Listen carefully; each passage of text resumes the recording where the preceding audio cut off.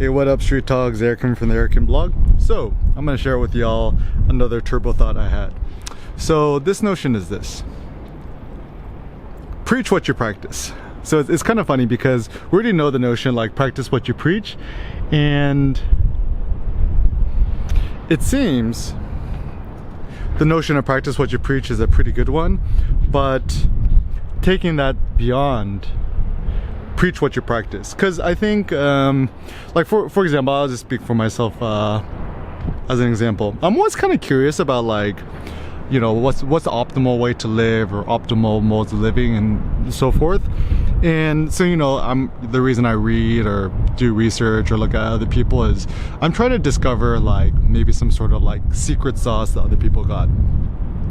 And it looks like in my life, you know, the biggest problem, things I find difficult, it is often difficult for me to practice what I preach because my opinion is changing and I'm kind of fickle, and also I'm always, you know, I don't like to be too consistent, and also other people don't practice what they preach often, but a lot of people don't preach what they practice. So I think this is kind of a more of an interesting notion that I'm gonna personally try to work on.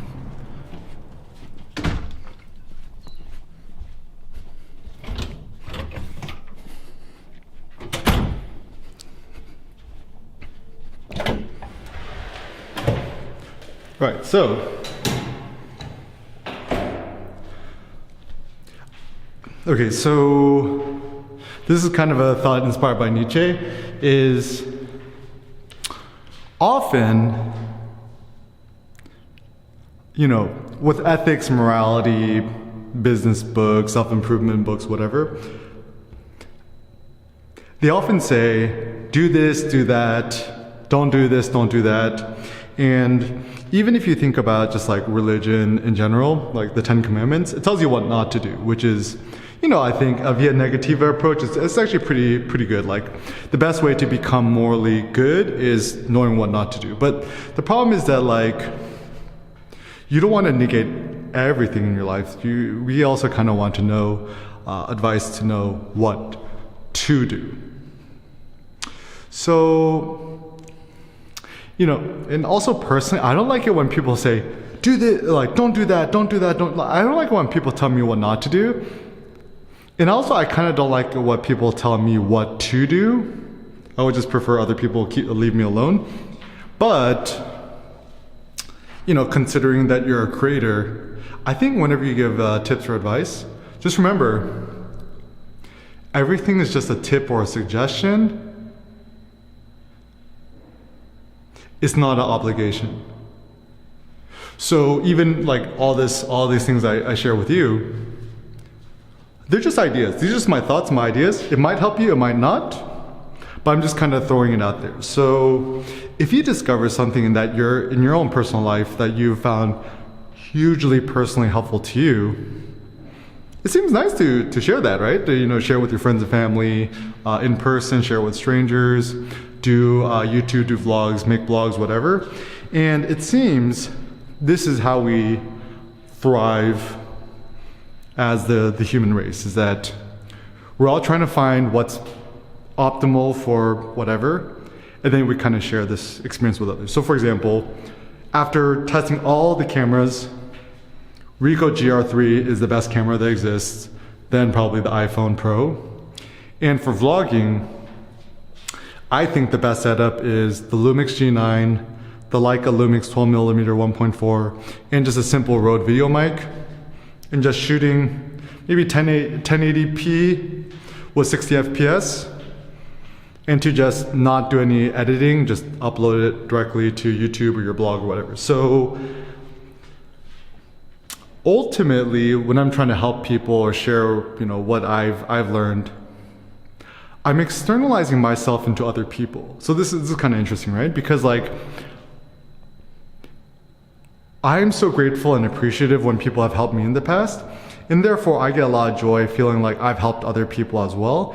And in other people, especially when I see like kind of like younger kids and stuff like that, I see myself in them. So I try to help them as if I wish I was being helped when I was in their shoes. So one of my buddies, Dylan Fan, you know, aspiring, photographer, videographer, industrial design. He's currently at RISD, 19 years old. Check him out, Dylan, Dylan Fan, Fan, like, you know, Fan.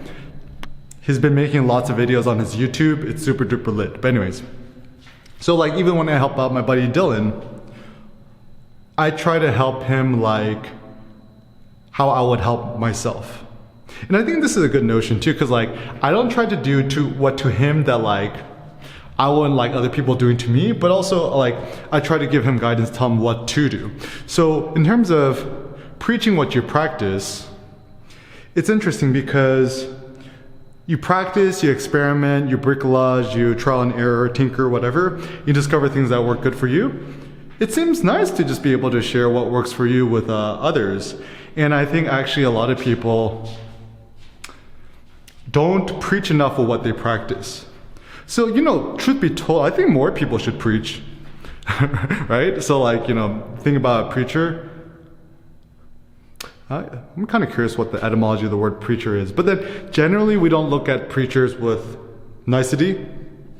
We generally kind of scorn preachers because like, oh, you know, they're telling me what to do, what not to do, blah, blah, and then nobody likes that. But like, once again, it's like, maybe we shouldn't even call it a preacher, call it a suggester or a tipper, right? That's actually why I love tips too, because like a tip, you can either take it or leave it. You don't got to obey it, right?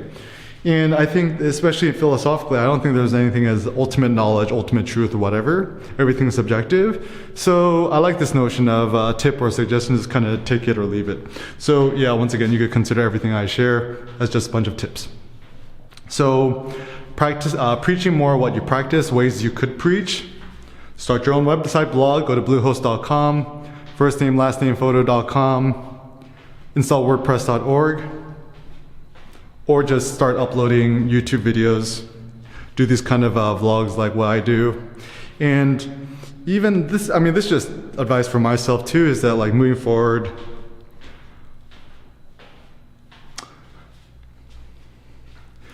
I'm only really gonna try to give advice or tips or suggestions or assignments based on things which I have personally done in the past. So the funny thing too is that like, you know, for example, if you don't want your kids to smoke, you probably shouldn't smoke, right?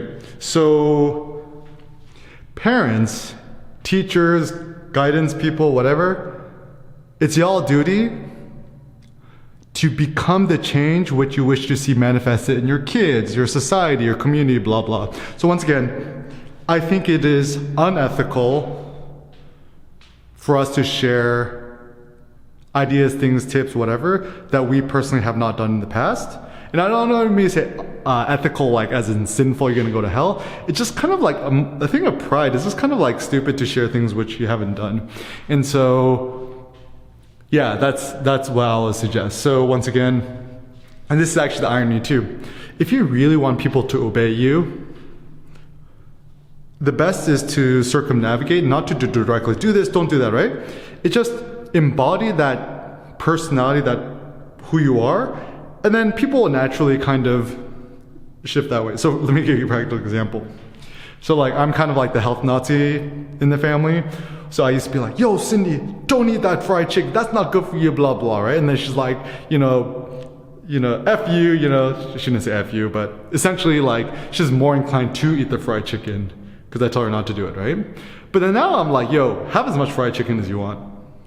And then she'll be like, you know, I had fried chicken last week. I don't think I'll have it this week. So it's actually very interesting too, because like, by trying to control people, people are more likely to rebel. And actually not by controlling people, they're more likely to do as you say, or what do you suggest? Yo, do you guys see eyes here? It's kind of crazy, huh? These eyes here. I actually have a kind of a tangent. I think an artist, I think my dad's actually a little bit schizophrenic.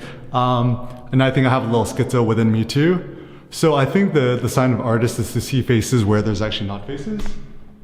Even I kind of see a face here. It's like kind of eyes, the facial shape. Anyways,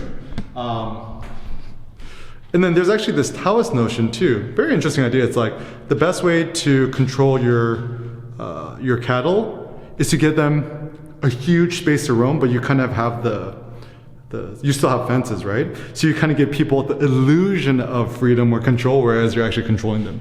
So even with kids, let them be free, let them get options. But some parents are smart. They're like, yo, Johnny, for dinner, you could either get the broccoli or the kale. And then Bobby goes, I hate broccoli, I'm gonna eat the kale. So y'all gotta be clever with it. Or just I think obviously there are some things like you should probably not, leave soda in the house, but try not to directly just kind of control people, kind of let people kind of roam freely. And also I think, and this is the basic parenting advice, right?